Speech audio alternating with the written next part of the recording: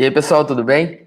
Eu sou o Rafael, sou professor do Instituto Federal de Rondônia, aqui do campus Colorado do Oeste, e vou falar com vocês um pouquinho aqui hoje sobre as capineiras.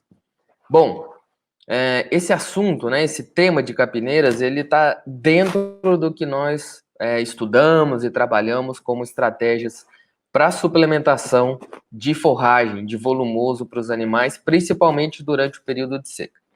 É conhecido, é notável que nós temos em todo o país, né, em proporções diferentes, problemas ou déficit na produção de forragem a pasto, pelas variações que ocorrem no clima anualmente, mas principalmente pela falta de água, pela escassez de chuva, pelo menos em algum período, né? E para isso nós temos algumas estratégias, como arrendar pasto, né, alugar pasto, irrigar, fazer diferimento ou vedação. Nós podemos também comprar volumosos, dependendo da região. E nós podemos usar essas outras estratégias, que seria a produção de volumoso para ofertar na seca, que seria capineiras ou legumineiras, banco de proteína, ou conservar forragens, né? Produzir forragem nas águas, conservar para uso na seca, por meio das técnicas de fenação ou ensilagem. As capineiras, né, elas são uma dessas estratégias. E o que são capineiras? Bom, se a gente pegar a definição do professor Evangelista, a definição de capineira é que são áreas geralmente pequenas, né, que são cultivadas com gramíneas, né, com capins, de elevado potencial produtivo, certo? E esses capins serão cortados, picados ou triturados, né? E vão ser fornecidos no coxo, né, para os animais durante o período seco do ano. Principalmente, né? Como verde picado no coxo. Então, um material fresco, triturado e colocado no coxo para os animais. É claro que a gente pode pensar em algumas adaptações, digamos assim, desse conceito, né? Necessariamente tem que ser uma área pequena? Geralmente tá? Porque esses capins produzem muita massa. E como, né, inicialmente o objetivo é cortar esse material, triturar e colocar no coxo, a gente quase nunca tem essas áreas de capineiras em áreas muito extensas, tá? Mas existe sim possibilidades, por exemplo, de quem trabalha com confinamento, né, alimentando um rebanho muito grande, fazer o corte com implementos mecanizados e colocar esse material no coxo também diretamente, sem precisar de conservação, né? Então, geralmente, sim, são áreas pequenas. E, geralmente, sim, esses materiais são cortados ou coletados manualmente. Mas isso também pode ser feito com auxílio de maquinários específicos para corte e picagem, né? Ou para triturar esse material, tá? E tem que ser feito apenas o corte desse material e a oferta dele como verde picado no coxo? Não, porque esses materiais, essa forragem produzida nessa capineira, mais especificamente até se for capim-elefante, a gente precisa ir fazendo cortes ao longo do ano nesse material.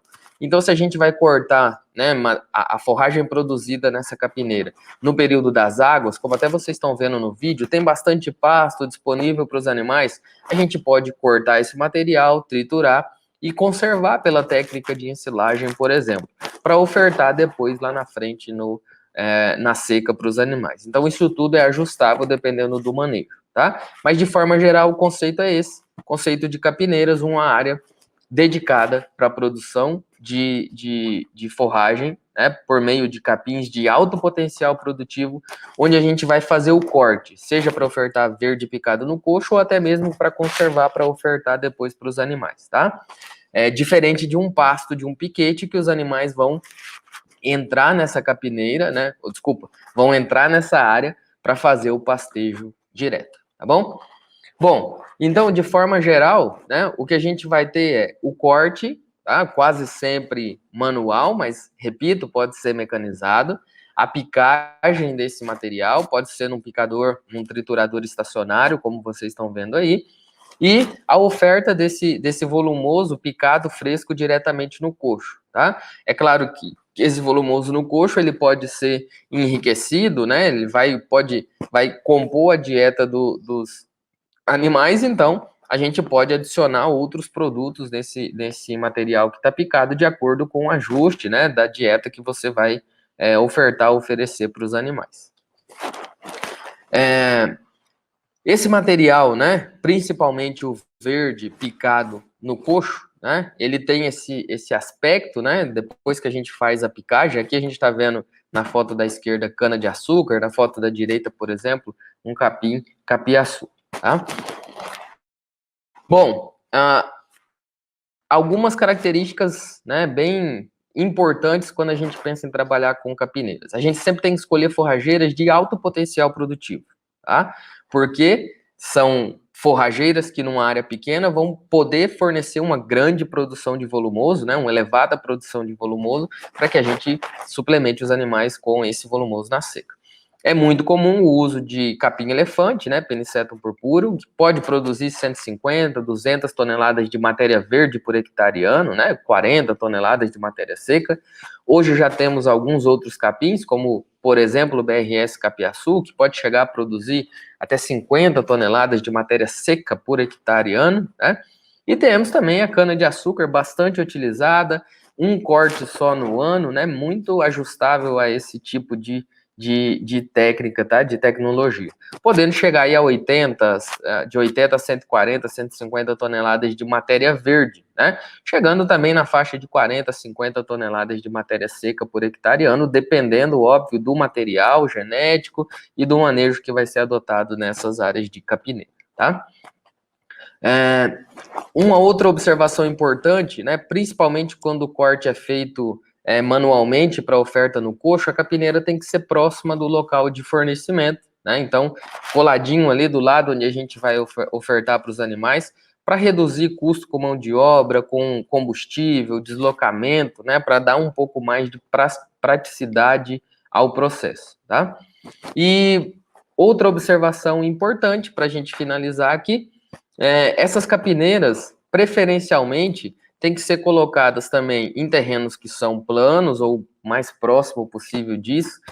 Os solos têm que ser bem corrigidos, né? Solos férteis, tá? Sem ter alagamento, encharcamento, tem que ter uma boa drenagem, porque essas forrageiras demandam de solos bem corrigidos, demandam de adubação de reposição constante. Então, para a gente tirar o melhor proveito, né, desta técnica, dessa tecnologia, a gente precisa ter bastante cuidado com essa parte agronômica, com essa parte de produção da forrageira, para que a gente chegue naqueles altos ou elevados valores de produtividade de matéria seca, né? Para que aí sim a gente esteja produzindo volumoso em grande quantidade, com um custo baixo, um custo acessível, para suplementar os animais com esse volumoso no período da seca, tá bom?